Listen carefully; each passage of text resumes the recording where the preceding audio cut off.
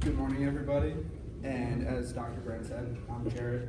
I'm a double major of biology and biochemistry. And today I'm going to show you guys my research of using computational methods to assess conformers of ligands binding to SGLT2. So first, some background. SGLT2 is a protein that is concerned with diabetes, specifically type 2 diabetes mellitus. And what this is it's a disease where the body becomes resistant to insulin. So blood sugar levels particularly rise a lot for people who have type 2 diabetes. And over long terms of time, it can cause problems with motor neurons, leading to the amputation of limbs or appendages. And over longer periods of time, it can cause heart problems. So sodium glucose cotransporter 2, also known as SGLT2, is an enzyme that's located in the proximal convoluted tubule of nephrons in the kidney, and it is concerned with the regulation of sodium and glucose within the body. So what we did is we found ligands that bind to SGLT2 and prevent glucose from coming back into the bloodstream, forcing it to get excreted through urine. So the first thing that we did is we gathered a screening library of 14 million different molecules from the Zinc-20 database, which now has over 2 billion different molecules for purchase and research purposes. And we did a screening with Maestro, and the first step of it was what's called high throughput virtual screening, which you take all the molecules in the library and very quickly bind them to the binding pocket of the protein.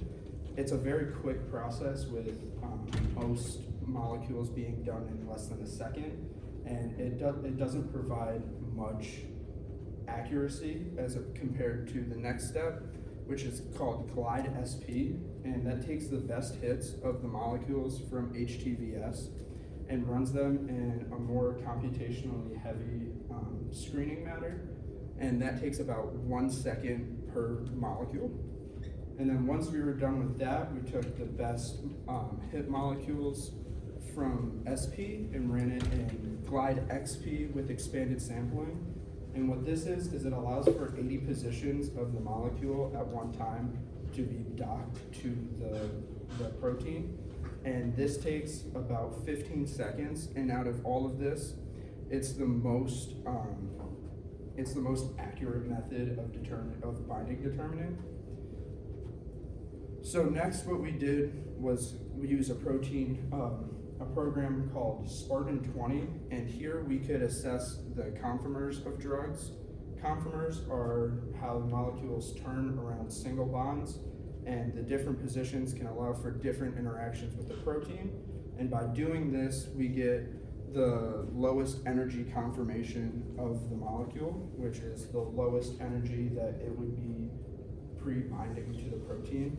And this is very important because it gives us a good benchmark of how stable the molecule is and how well it would bind to the protein. And with a lower pre-binding energy, it would allow for better stability, and it would show that these molecules have a better chance of binding to the protein. So over here, these are the 4 best molecules that we found with the lowest pre-binding energies. The units we used were kilocalories per mole. Next, we did screening in Maestro with induced fit docking, or IFD. And this method of binding allows for the drug to rotate and the protein to rotate. So it's a more accurate overall metric of how well the drugs bind compared to things like HTVS, which is very rigid. The molecules aren't able to rotate. The protein isn't able to rotate. And in this state, it's most accurate for what we can do to how well it would bind in a real case. And the IFD scores that we got are sort of a proxy for the overall binding affinity of the molecules, also known as the Ki of the molecules. To to get an actual precise KI, we'd have to run a program called FEP+, which is called free energy pertusion, and that would allow us to get an actual KI, but the IFD scores stand for a good metric of pretty much before FEP+, to be able to understand how well they bind. Then next, we went back to Spartan 20, and we took the molecules straight from Maestro from the IFD job, so we could get that lowest conformer state of the drug and then rerun all of our tests on it. The first test that is run is called conformer distribution, which gives us the lowest energy state of about 200 of the lowest energy states of each of the molecules.